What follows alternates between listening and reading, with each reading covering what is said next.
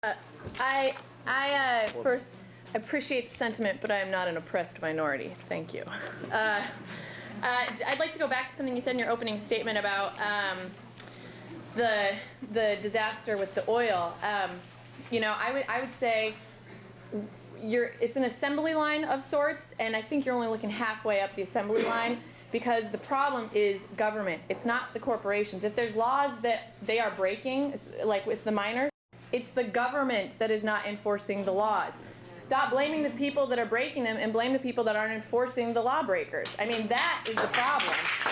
So if there's a law, enforce it. So my problem is with the regulators. There's nobody regulating the regulators. And that, to me, is one of the main problems with socialism, is that you supposedly put all this power into a few people's hands to regulate, but there's nobody to regulate the regulators. And if they mess up, then the rest of the assembly line gets messed up with it. So I agree there's a problem, but I believe the problem stems from the government side, not the business side. When you said something about businesses out-competing each other, and so we end up with massive corporations, I would argue, again, it's government intrusion that creates massive corporations, because a lot of the times with licensing and certifications, there's all sorts of, they get buddy-buddy up in there in Washington, D.C., and they get their friends in Congress to write very circuitous laws that end up benefiting their corporation or their business to the detriment of any other new up-and-comers. So again, to me, the problem lies in the government. And really it lies in the collusion of big government and big business. And that's something I would hope that all of us here, Tea Partiers, capitalists, and socialists, would all be able to agree on.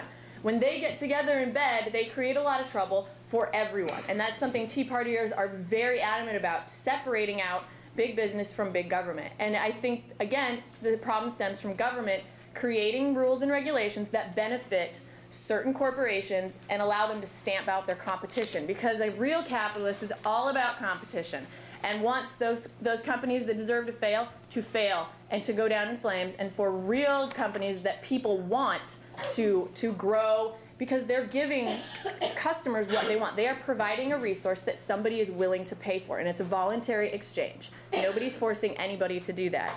I also say I would look at publicly owned companies. Well, we've got that private-public partnership there with Fannie Mae and Freddie Mac, and we all know what a mess they are.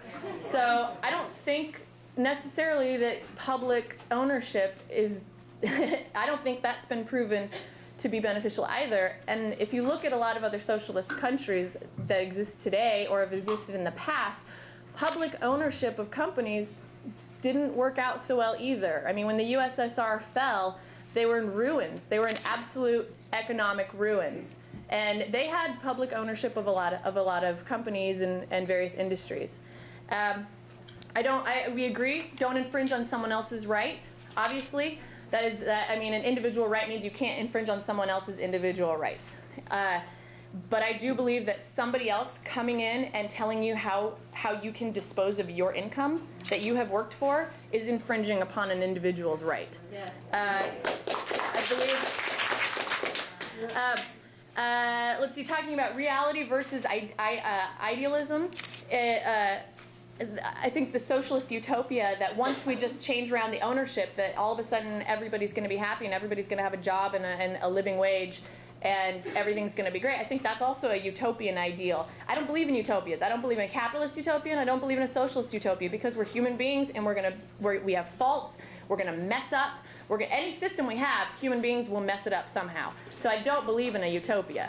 I think that the elevated cost of healthcare, again, is due to government intrusion. I mean, now with this bill, the current bill, the costs are going to rise because of government intrusion. In Massachusetts, premiums have risen because of government intrusion. So if we can get government out of healthcare, people can start competing with their own healthcare dollars and actually have true competition that will lower costs for people that are working class and lower. Free, not the same thing as being rich.